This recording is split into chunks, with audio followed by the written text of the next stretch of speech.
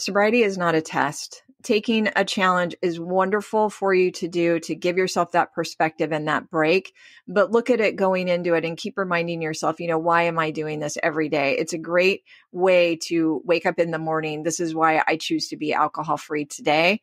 Instead of looking at it as I've got to do it for 31 days, look at the process that you're creating every single day and not the outcome so much.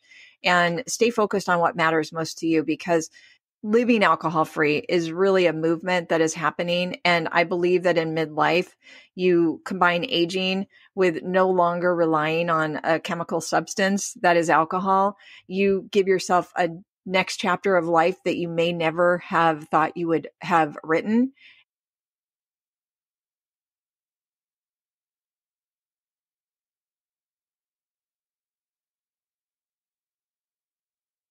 Hey there, welcome to Graced Health, the podcast for women who want simple and grace-filled ways to take care of themselves and enjoy a little chocolate. My name is Amy Connell. I'm a certified personal trainer and nutrition coach who wants you to know your eating, movement, and body don't have to be perfect. You just need to be able to do what you're called to do. Happy New Year. How we feeling? This is airing on January 2nd, 2024. January 2nd is often kind of the first day of the rest of the year for many of us, depending on what New Year's Eve looks like for you, depending on if you've had family visits. January 1st sometimes is a bit of a reset, and then we are kind of into our year in January 2nd, or maybe that's just me. I have had a wonderful season with family and various people visiting. And then unfortunately, because of COVID, didn't get to have my parents down for Christmas like we normally do. So they were very missed. But I guess that is just our new normal. And I know that I will be able to see them in the next several weeks. Now, with the new year and the new month, many of us are having different goals than maybe we would have in September. One of those is often a dry January. I wanted to bring on my very favorite midlife sobriety coach on the show today to talk about dry January. Lori Massicot has been on the show a couple times, most recently in season 18, episode 9, when we talked about tackling holiday stress and overwhelm and tips to thriving the season. So that was a fun co-hosted episode. And then in season 15, episode 12, we had a curious conversation about sober living and its joyful benefits. Today, Lori and I talk about kind of all things dry January, about Lori's former relationship with alcohol, knowing our expectations for the month, when dry January is not appropriate, the power of plans in difficult situations, and then resources and sobriety podcasts to support your journey. The other thing I will mention, and we talk about this a couple times in the episode, is we are having a dry January challenge through our Graced Health Community Facebook group. This will be a private group, a small group. Only those who have said, yes, I'm in the challenge will be actually in this group. So it is a safe space to explore some of the things that we are talking about in today's episode, to explore your own relationship with alcohol and define your own goals and expectations. And that is different for everyone. If you know me, you know I am all about giving ourselves grace, allowing ourselves to adjust and have it not be perfect. So if you are interested in joining us, the link is in the show notes and you are invited. If you don't want to do it alone, invite a friend. That's okay. Even if they don't listen to the episode, I want to have this as a supportive and curious way to approach our January. So check out the link in the show notes for that. And let's bring on Lori. Lori, I am so glad you're here. Welcome.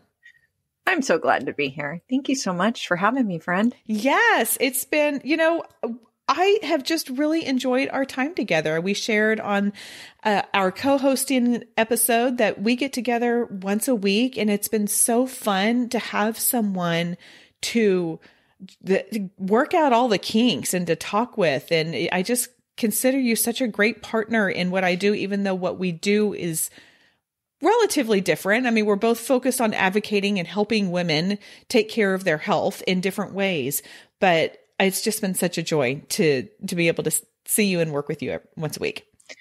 Ditto. I feel the same way. And it's nice because, we can get really lonely when we're working for ourselves at home. And it's so nice to have you there during our power hours, where we get together and we do the hard things, right?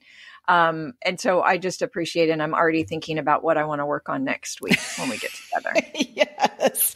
We hold each other accountable, which is so needed when you are a solo entrepreneur. Yeah. And it's okay to admit that. Because I was struggled with that. Like, I should be able to get this stuff done without anybody holding my hand or watching over me or asking me if I did it. It's like, no, it's actually better when you have that accountability in so many areas of our lives, right? But especially like right now where we are with our businesses, it's tough. And especially when you're at home, because you could just, I'm going to do some laundry. Right. Or I'm going to go take a nap. Yes. And then the hard things do not get done. Well, You talk about accountability. I was going to ask this a little bit later, but this is a great time to bring it up. So you offer some great accountability with your Team Alcohol Free. So before we even get into the whole Dry January, because I do think accountability is wonderful, and that's why I wanted to talk about Dry January today. Tell us some about Team Alcohol Free, what it does, and what people get who are a member of that community. Yeah, Team Alcohol Free was born this year, 2023. I launched it in March of 2023, and it is a small community for women 35 and over. I always say, midlife and beyond. I tapped it out at 35 is the age that it starts and beyond. And there is just a wonderful community that is forming. And we have weekly meetings. I host 2 to 3 meetings a week. And we do workshops together. I have a 30-day challenge inside there, the Alcohol Free Habit Kickstart, which at the time we're recording this, Amy, I'm updating everything, which I've talked to you about and you know about. So, by the time this episode airs, I would say and go and check out Team Alcohol Free because there's going to be all kinds of new things. And I'm in the process of creating that right now. But I think the main thing is for me, my mission has always been to create a community. Because when I quit drinking, I didn't know of anybody else who was doing it. Nobody around me was doing it. It wasn't talked about as much as it is today. And I know that that is something that so many women are missing out on. It helps for accountability. It helps for that daily inspiration because there is a feed inside the community, which looks a lot like Facebook, but it's not Facebook. It's private. And there's always something coming up. And there are women just like you that are out there, who are really needing that support and it's so hard to join a community. I know, I would have felt really awkward doing it, but I try to make it as welcoming as possible. And the women inside there also make it as welcoming as possible because they're all so supportive of each other. I just think community is number one for our toolboxes. Our alcohol-free toolboxes. I mean, it's really kind of number one for everything, honestly. And the studies that are coming out about how important relationships and community are and how lonely, I know this isn't your focus generation, but Generation Z, I mean, that just keeps coming up and up and up. And we're more connected and more lonely than ever. I mean, both at the same time. So for those who haven't met you, can you give us a really quick just share your experience of alcohol and what made you transition to being alcohol free? I started drinking at 14, around 1982-ish, and I picked it up because everybody around me was drinking, all my friends. I was very shy and socially anxious, definitely. And so I started drinking at a party. And after that, I just remember having that moment where it's like, wow, I felt confident. I was out there, I was talking to people, I was doing like the opposite of what I would normally do. And from that moment on, it just like clicked, like, this is the answer. This is my answer to everything. Right. And I was a very consistent drinker until I turned 45, which is when I was going through perimenopause. I was struggling with losing my mom a few years before that. And I was, really hadn't gone through the grieving process. I was feeling a lot of sadness. And again, perimenopause, a lot of the stuff was happening in my life. And I just had no idea what was going on. So I got to a point where I, for 2 years, tried to make alcohol work. I tried to moderate. I tried to place rules on my drinking. I did all of that. I was so exhausted. I was literally exhausted by all of it. And so I chose on August 11th, 2013 to stop drinking. And that was something that I didn't think I could do, didn't think that I would enjoy doing. But in my heart and soul, I knew that I can't go on like this. I can't imagine another 30 years of this. I can't imagine another month of this. I really need to take the road less traveled. And again, at that time, I wasn't on social media. I didn't know of anybody talking about sobriety openly. I always thought that, it's something that we do anonymously, and there's one route for everybody if you quit drinking. And I didn't want to take that route. I'm all for AA, whatever helps you. But for me, there was so much shame around the fact that I could no longer control my alcohol that I decided I'm going to do it on my own, and I'm just going to take it day to day. And that's what I did. Wow. And here you are. Guiding women through or making those same decisions. That's awesome. Yeah. Yeah. Yeah. Thank you. I wanted to specifically talk about this concept of dry January with you today. One of the things that we did in my community after you came on last year, so you first aired, I think it was like at the very end of November 2022. And so in January, we did a dry January through my my private Facebook group. And what I chose to do was I actually, from there, I said, who's in, who wants to do this? And then we made a smaller group from there because I wanted people who raised their hand to feel safe and that they didn't feel at risk of having other people just casually observing. Like, I just wanted to create a safe environment. And Lori, I have to tell you, it is my favorite challenge that we have done so far. We had so many wonderful experiences with it. And so we're doing it again. And that's why I wanted you to come on. So for people who either joined last year and want to do it again, or are thinking, well, maybe this is the year. Maybe this is a year. What if someone said, I don't know, should I do a dry January? I mean, I think we could all assume that your answer would be yes. But tell us more. Tell us more. Not. Okay. All right. So I want to know more about that.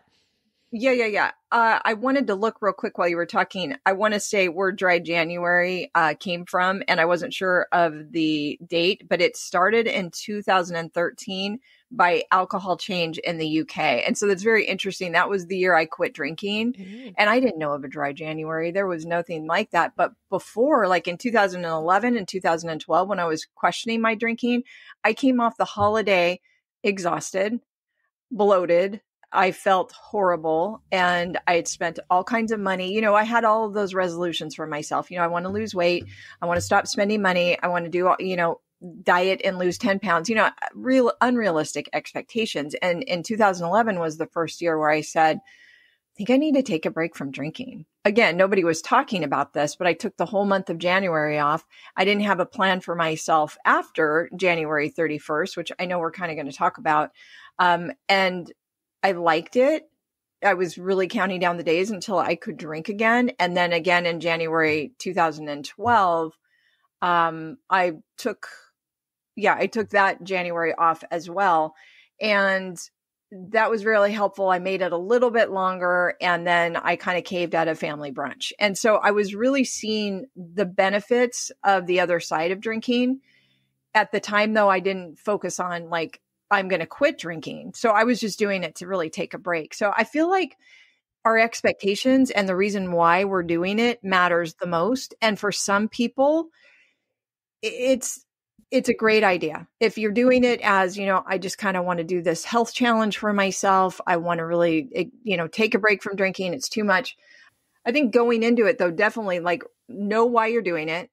know your expectations for it. Is this going to be something that is going to be a lifestyle change for you? Or is this something you're doing for just that 31-day challenge, just to take a break? Because either way, it's really a great thing to do because you see the different perspectives of what it's like to drink and then not drink. And I think that's been a catalyst for a lot of women to go into living alcohol free. They may not have intended to in the beginning, but man, they've seen the difference. They're feeling really great. And so maybe they extend it another month or another 2 weeks.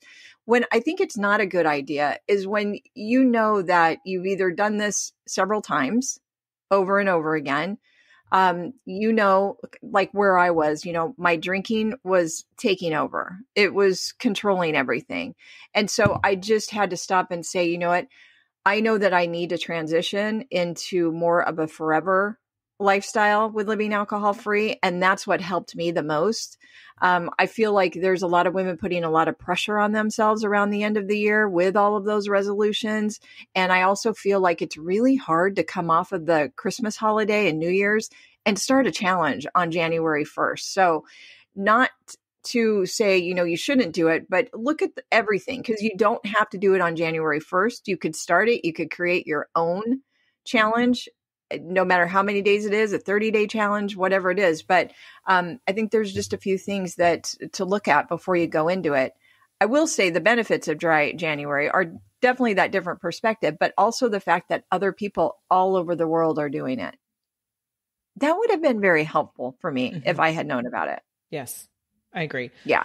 What I hear you saying, a couple things. Number one is know your why you're doing it, have reasonable expectations, and then look at it holistically, because it may be that if you are putting a lot of pressure on yourself with other New Year's, either resolutions or goals or something like that, then that it may not be the time, because then you're setting yourself up for just being overwhelmed with all the things of creating new lifestyles.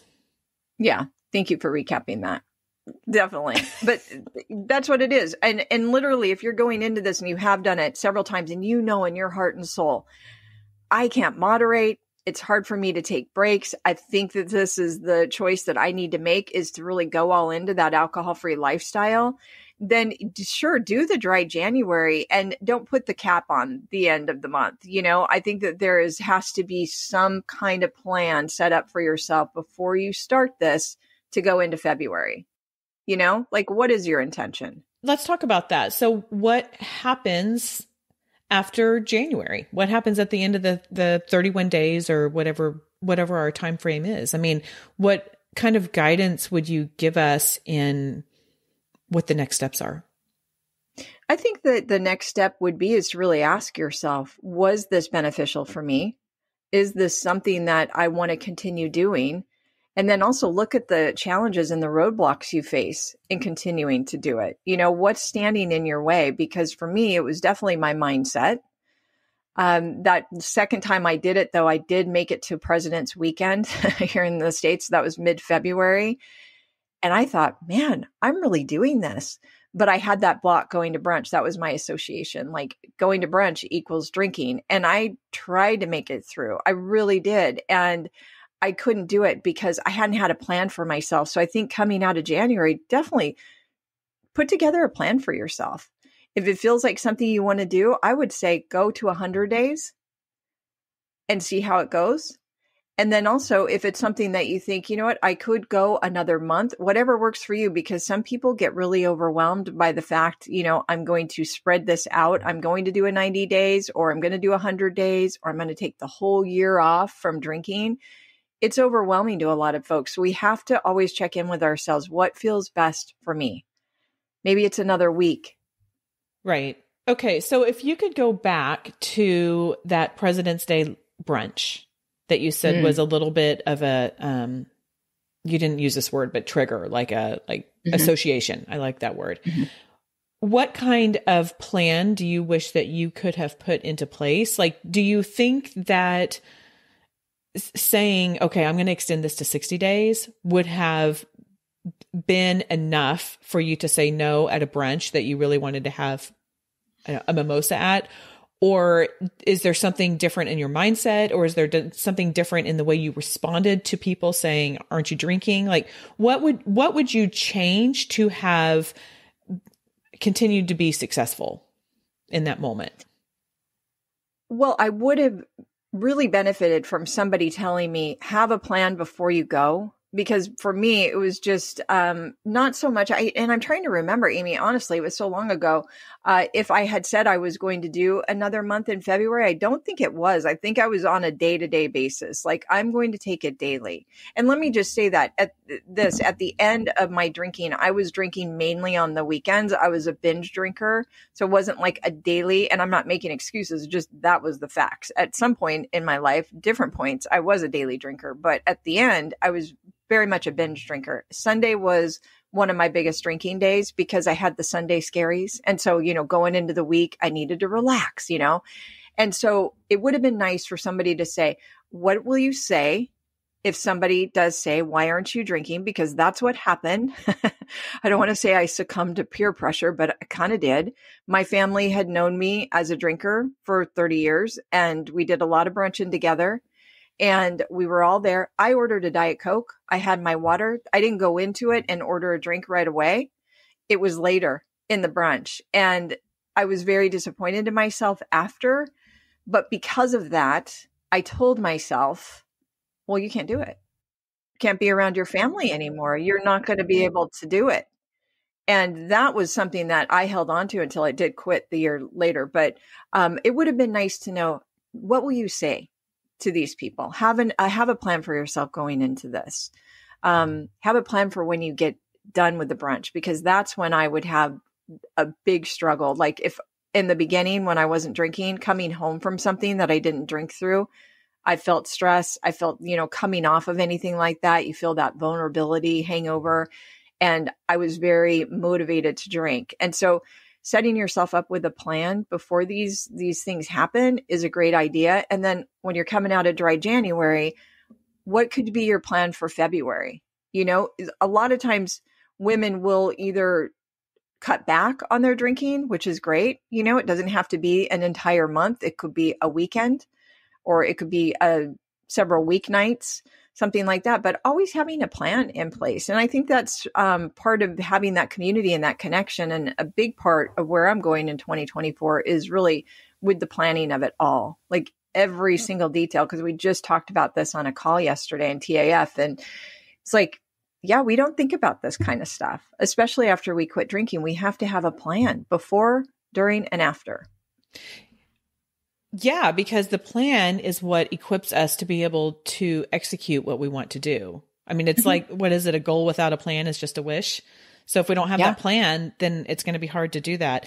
One of the other things that came to mind when you were talking about, you didn't say these exact words, but it sounds like you were very disappointed in yourself when you were like, I'm just going to go day by day. I'll figure it out. And then when you did, and being disappointed in yourself, one of the things that came to mind too is we talk a lot on our show about being kind to your future self.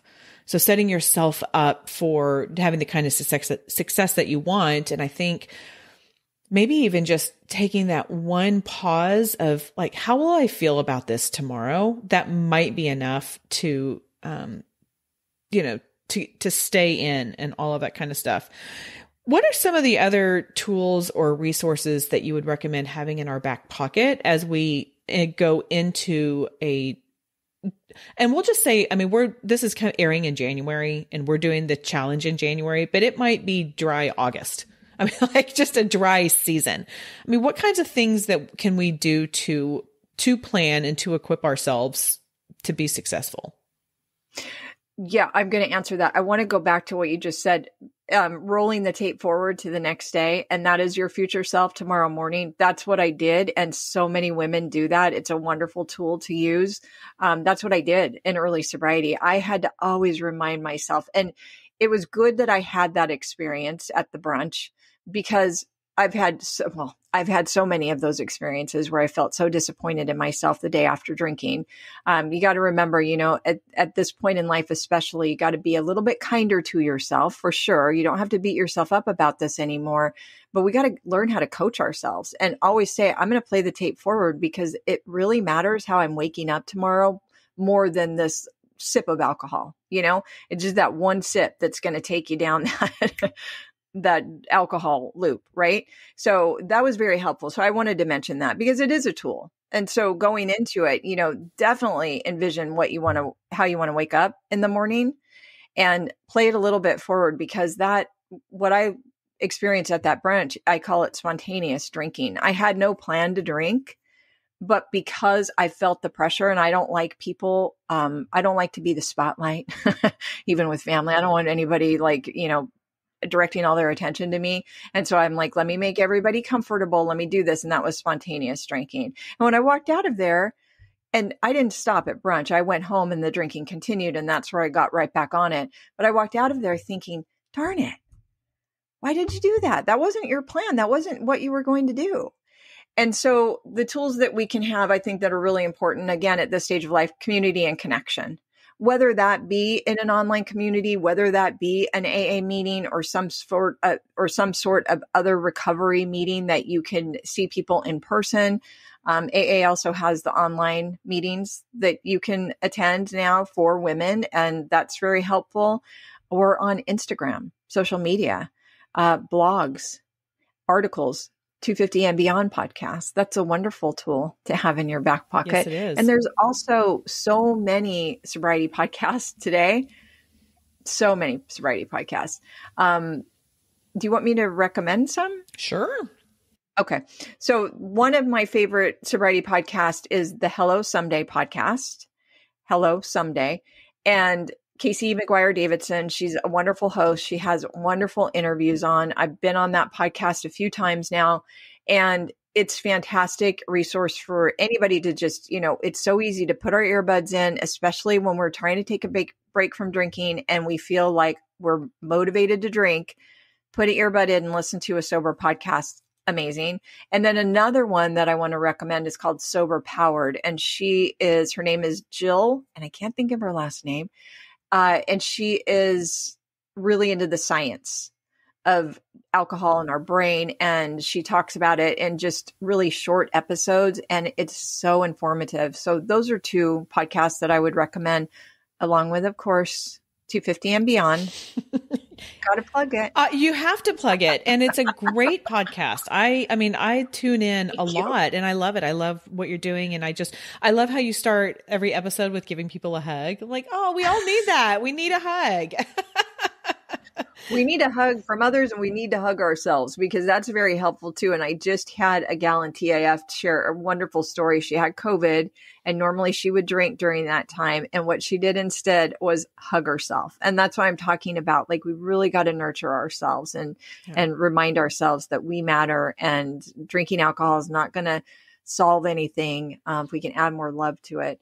And then on my website, you will see a resource page. So there will be books, recommendations, and articles, and then direct links to some podcast episodes. That'll be really helpful. And then if you're good on social media, if you like it, get on Instagram. When I first joined Instagram, it was 2 years after I quit drinking, and I created the anonymous account 250 and Beyond. It did not have Lori Massicot on it, so nobody knew that it was me.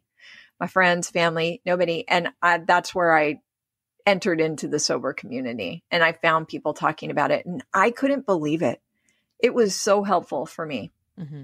Though when you find the right connections in the online space, in the social media space, that can be really helpful and beneficial. The other podcast that I really like to listen to, in fact, a girlfriend and I were just talking about this one, is the Huberman Lab. He has, if you like science and he gets real sciencey, but he talks about what alcohol does to your brain and body. And by the way, I feel like, this, Lori, I feel like I need to, if we don't know each other a whole lot, if you're listening, I am not currently sober. But however, I have drastically changed my relationship with alcohol. Really, Lori, I give credit to you and to planting that seed. And I actually have to go back to Morgan Adams, giving her a shout out because she connected us. And I'm very grateful for that. And I feel just very peaceful with my relationship with alcohol right now. And so I do feel like I need to put that out there. Like, I'm not coming in here as saying, I mean, I agree with you in everything that you were saying, and I am not there at this time. And not to say that I won't be at some other time, but anyway, just full disclosure with all of that. Cause I want to be authentic in our conversation. Well, it's such an important conversation. Honestly, you've changed your relationship with alcohol. You feel better about it now. I mean, honestly, we cannot go from one extreme to another. That's why I say, before easing into any kind of challenge, make sure you're in a good place and make sure what that intention is, because it's okay to cut back. It's okay to limit your drinking a little bit and see how that goes. We got to play around with it. And it's an experiment. We need to be more flexible with ourselves as we get older, because my goodness, not all or nothing anymore. So I think that's wonderful. And being mindful of alcohol and learning about it through the Huberman Lab podcast. He has an awesome episode. I don't know if you want to link that here, about the effects of alcohol. It's 2 hours. Yeah. And we studied that inside Team Alcohol Free. It was so good. If you don't really know, I didn't know. And that's why I say I'm spreading awareness, because a lot of women out there, a lot of people out there don't know that sobriety is an option. Living alcohol-free is an option for everybody, not just a certain person. And we should all be educating ourselves on the effects of alcohol. Yes. Yeah. And in fact, actually, we even had a conversation earlier in September with Amanda Thebe, and she was just educating us on, even really how alcohol can affect, our menopause and our menopause symptoms and all of that. So there is a lot of science that goes along with that. And I still want to acknowledge that, we can have, alcohol and our relationship with it also comes with often complicated other elements with friends, with family. And so I recognize that this is not an easy thing. But that's why I kind of that's why we're doing this whole dry January. So to Lori's point, if you are interested in it, this is a good time to come on. But I want to dig in to a couple things more specifically about dry January. Lori, what do you see as one of the biggest challenge that women have when it comes to doing something like this? I think it's that mindset, the expectation and the pressure that goes into doing a challenge for a lot of women. It's like, we have stories that we've created when we were younger. I don't follow through. I can't commit to things. This is going to be really hard and challenging. And that's why another reason it's good to have other people around you doing the same thing. And so that is the benefit of dry January, because there are so many people. And if you go on Instagram and you search dry January hashtag, you'll find them. But I think that's really the challenge. It's like, I've got to get this right. There's a lot of pressure. And for me, the last few years coming out of December and going into January, I realized that I'm not hitting the ground running anymore with kinds of, different challenges for myself and lots of new things. I kind of am planning more of my year, even into January, and what I want to do and what that intention and focus is. And that's felt really right for me. So I think the biggest challenge is, we've got to remember that, this is not all or nothing. Taking a break from drinking and doing a dry January could be that. I'm going to give myself a vacation from alcohol so I can breathe. Yeah. I can exhale, and I can see the difference. Maybe I will focus on my sleep, prioritize my sleep. I'll see how I feel at the end of the month. Go into it with curiosity, because that's what it's about. And experimentation instead of pressure, because pressuring ourselves to do stuff, and you gotta have a reason why you want to do it. Absolutely. I love how you say go in with curiosity. That's just that's freeing. That's grace giving. That's when something happens and maybe things don't go exactly according to plan, that we can then learn from it and be kind to ourselves and then move on and then kind of keep going, because now we've learned something new. Yeah. And when we're mindful of that before we start something like that, then we really can learn, and we can question ourselves throughout the month. This is interesting. What I always like to say is, well, this is very interesting. if it was me back during my break, those first breaks, this is interesting. I don't feel as anxious. This is interesting. I'm sleeping a little bit better. This is interesting. My mood's a little bit better because I wouldn't like to lash out, especially when I was drinking.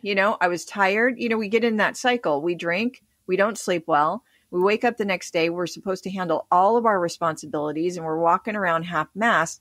That really increases the irritability, our frustration with ourselves. And then we go right back into that cycle. Well, I need to take it away with drinking. When you remove it and you take that break, and you make sure that you're doing it in a way that is healthy for you. As you're an everyday drinker, I recommend talking to your doctor before you take a challenge like this. But you can see the different perspectives. And if you're mindful every day of saying, well, that's interesting. Or, hey, how will my energy level be if I start waking up a little bit earlier in the morning? Because I'm not drinking and I can get up earlier in the morning. Curiosity. Experimentation. We need more of that. Don't we? I know, rather than just having all of these hard and firm rules. And the other thing too, that I think is interesting about doing a challenge like this at this time of year in January is when we take alcohol out, then we are helping to support, like you said, our sleep, helping to support our mental health in a time of year that typically, like, we're not getting out and getting as much sunshine. We're not getting our fresh air. We may not be sleeping as well. And so it can really it removes the potentiality for having even greater symptoms of lack of sleep, less, poor mental health, and will help support that in a month that's often just kind of gloomy and bleh. Absolutely. It's such a benefit because then if you do it in January 2024 and you see the difference and you see, oh my gosh, I don't have to spend January feeling worse. I can actually feel a little bit better and I can manage all of the things like the darkness, the early dark days, and all of those things that are happening in January. Not to mention coming off of the holiday, it's kind of a letdown for some. For some, it's very joyful. Like, I'm glad it's over. But for some of us, we come out of it with sadness. We come into this new year bringing that kind of baggage with us. And I feel like if you do it in 2024, 2025 January, you're going to say, well, last year I saw that difference and I don't have to spend January feeling so blue. I could do something different. And that's where you get that different view. And I think that first break for me, it always was a reminder, well, you were sleeping a little bit better, felt better. You weren't constantly writing in your journal, why are you drinking so much? What's happening? You got to stop drinking so much. Like, all of those thoughts, like, it's heavy. And so, I did see that difference, and it was something that I carried with me, even though I continued to drink. Yes. And the curiosity just kind of comes along and help, and maybe putting those things together as well. One of the things that my husband and I have said, and then I said last year, is we never regret not drinking. You just don't regret. I never wake up on a Saturday and be like, oh man, I really wish I'd had something to drink. It's just, it's such a good point, because in that moment where you think, F it, forget it. I am going to drink. I will suffer the consequences tomorrow, right? You wake up, when you do that, you wake up and you regret it. Right. Mm-hmm. But if you power through that, you find support, you get something else to do besides drink in those moments, then the next day you wake up and go, oh my gosh, I'm so glad I didn't drink. Yeah. Because I would have been regretting that decision. Yeah. Right. It's a great reminder. Nobody ever regrets not drinking. Honestly. I don't think. No, I haven't really heard of that either. Okay. I have a question that I want to be very tender about. And I want to enter in with so much gentleness and grace. But there are some who will take January off or any other month, and they're like, okay, I'm not drinking. Maybe in the back of their mind, they're thinking, do I have a problem? Is this an issue? And so they take January off and they're like, all right, check the box. I was alcohol free for 31 days. And now going straight back into the way that it was 32 days prior. what would be, and again, I just like, this is so non-judgmental. And I know you are coming from the exact same way, Lori, like this is, but that I also see this, and I would love to hear your either words of encouragement or words of caution or next steps for someone who has experienced that in the past, and what maybe next steps or what to do, or I don't know. I'm sure you've spoken about this before, so I'll just let you take it and run. Yeah, well, I can relate to that. I should have said, and this is a good time to say it, when I was taking those breaks, I was doing it more of, I need to prove to myself that I can do this. That means I don't have a problem with alcohol. The good news is you don't have to have a problem with alcohol to go alcohol free. You know, we have to start removing this language that we use. A lot of people are choosing it for a lifestyle. A lot of people have chosen it and have never drank their entire lives. We have to know ourselves, and we have to know what is best for me. And, you know, I did that. I can totally do this. I can drink. I can drink normally. And, you know, I had all of those thoughts and ideas. And, you know, I think probably going into it, I started to kind of taper a little bit, but then I got right back to it, because the way my brain works is I don't want just one. I don't want to moderate. I don't want to place rules on myself. I want to take that first sip. And after that first sip, it's on until I'm done. And so we've got to know ourselves. And if you're experiencing that and you've been going back and forth and you keep telling yourself, I can drink normally with hashtag or with air quotes normally. I don't know if there is normal drinking anymore. You know, there's so much research and studies saying, you know, the American Cancer Society, no drinking is acceptable for women, especially. If we can reframe how we are thinking about this, and instead of looking at it as, you know, this is a test, this is something that I'm doing to prove to myself. Again, it's something I'm doing to take a break from drinking so I can see the different side of it. Because when we're drinking, we don't know. And so I will say to anybody who's going into this saying, you know, I don't have a problem with alcohol. Look at the benefits of being alcohol free that it gives you, and ask yourself, am I getting those benefits while I'm drinking? Because if you're not, you deserve it. You deserve those things that you look forward to, like the mornings after waking up. Those mornings are just gold. I mean, honestly, they're gold. It's the difference between beating yourself up and loving on yourself and enjoying maybe some coffee in the morning by yourself, you know, surrounding yourself with some positive thoughts in the morning, instead of saying, oh my God, you did it again. You deserve those things. And so I would look at where you're looking at as far as, I can drink. So can I. I can drink. I can choose to drink today if I wanted to, right? But it's not the better option for me. So you're saying really the key is reframing your mindset to what the benefits of being alcohol free are versus proving to yourself that you can. Absolutely. Okay. All right. That's good to do. Okay. And so this is the other thing I'm going to say. We're doing a dry January challenge over on the Graced Health Facebook community. If you want more, or if you would like to dip your toe into the alcohol or to the dry January challenge, and then you would like to do a little bit more, go over and join Team Alcohol Free. Like, go check out Lori, do that thing. So you've got two options here if this is sounding interesting to you. And I can't speak for Lori, but I think she'll agree with me when I say, like, either one is fine. You do not have to, like, if you just want to go straight to TAF, great. I support you in that, because I trust Lori and I know that she will care for you so greatly and just hold you so gingerly. And as you start being curious and exploring and figuring out what life is like with less or no alcohol in your life.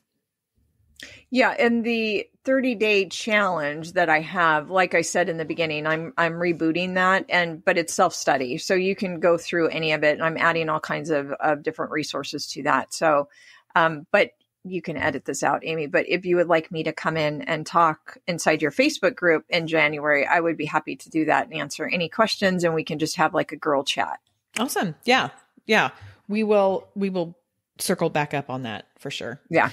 Yeah. Okay. I've got a couple questions I ask all my guests, and I know I've asked you this before, and I'm embarrassed to say I don't remember what your answer was. But I love learning about people's tattoos because I found that when people put something on their body for the rest of their life, they often have a meaning behind it. So I was wondering if you have a tattoo, if you would be willing to share the meaning behind it and where it is, if you want to do that. But if you don't have one and you had to get one, what would it be and where would it go? Yes, I remember this question, and I do not have a tattoo, and I've always wanted one.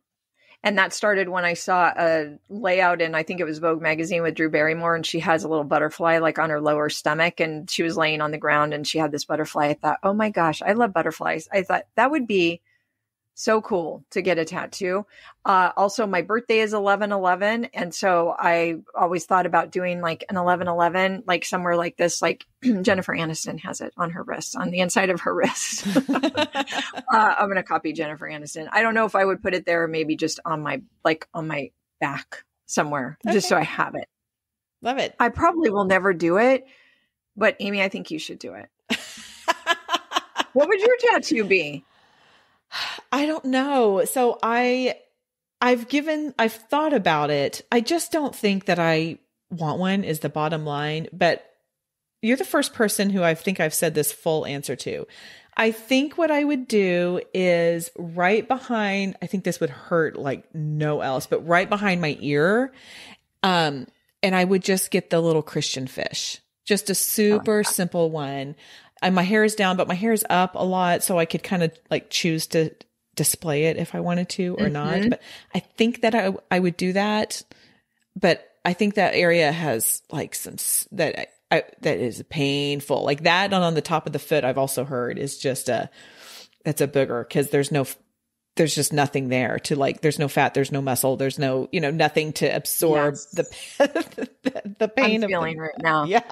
I think it'd be painful, but it's small enough that it wouldn't take that long. Maybe so.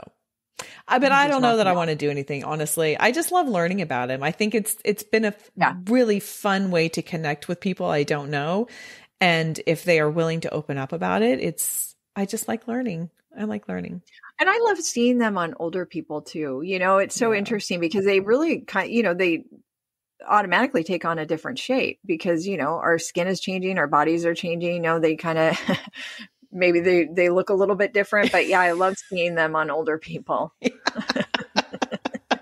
Which is one reason why I'm not sure I would ever do that. That it might give my parents a heart attack.